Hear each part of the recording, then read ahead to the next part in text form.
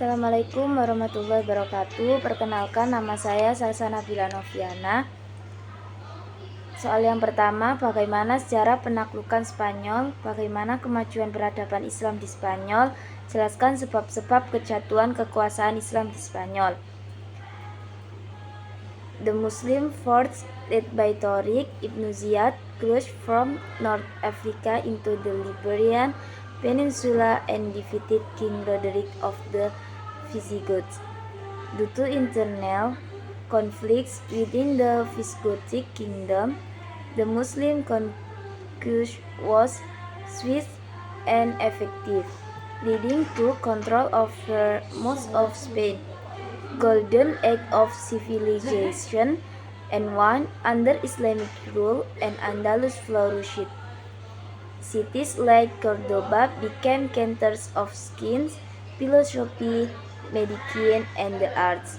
Scholars such as Ibn Rushd and Ibn Khaldun contribute greatly to global knowledge and influenced the European Renaissance.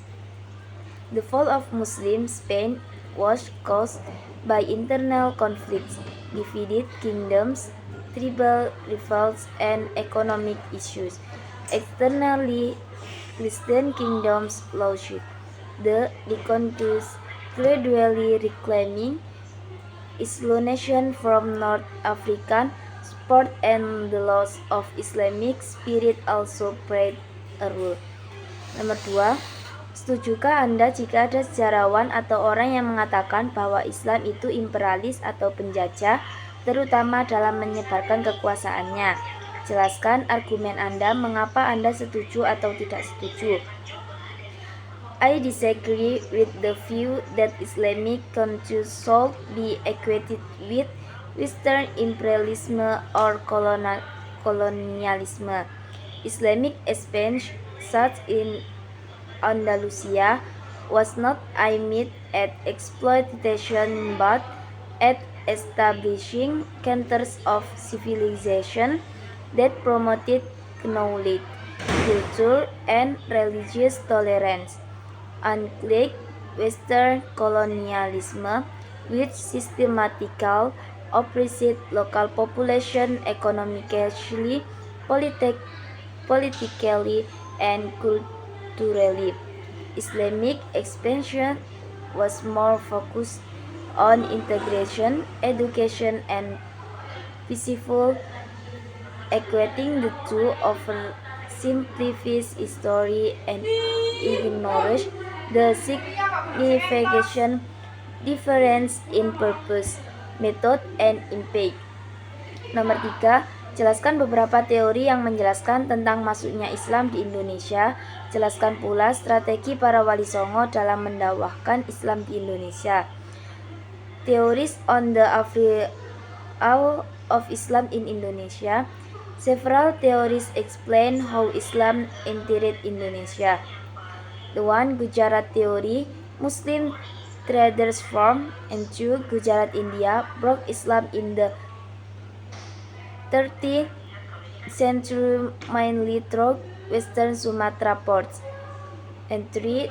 Mecca theory, Islam was introduced by pilgrims returning from Mecca. Arab communities existed in Sumatra as early as the 7th century.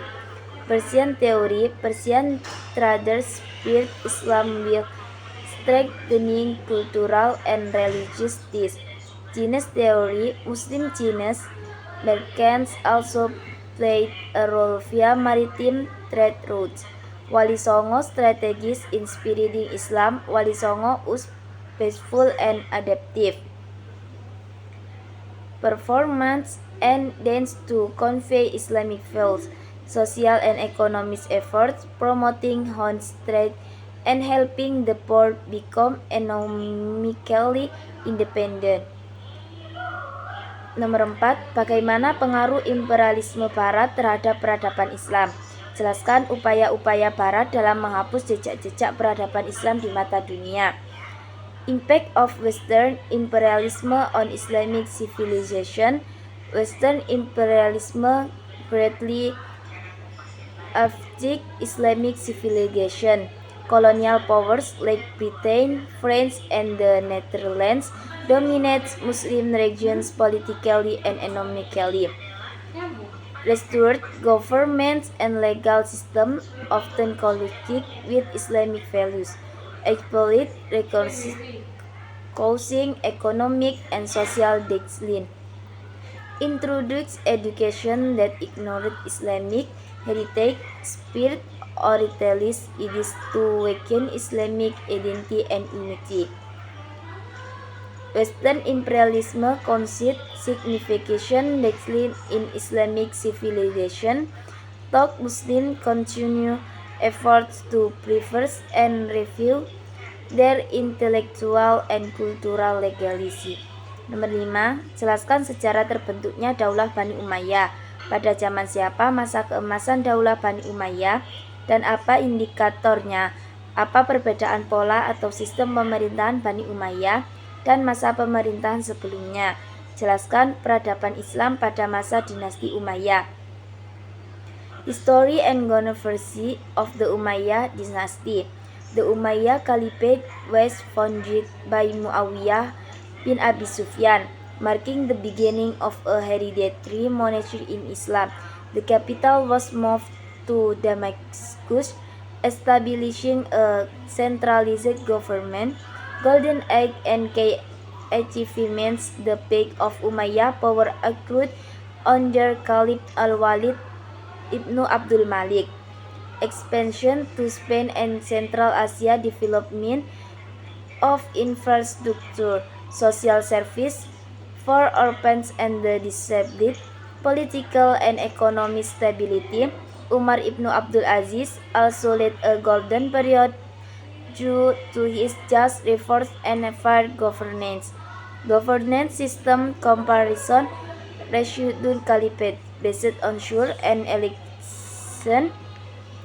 Umayyad Caliphate became a monarchy with centralized absolute authority, civilization contribution, territorial expanse made the last Islamic empire of its time, introduced social reforms and improved administration.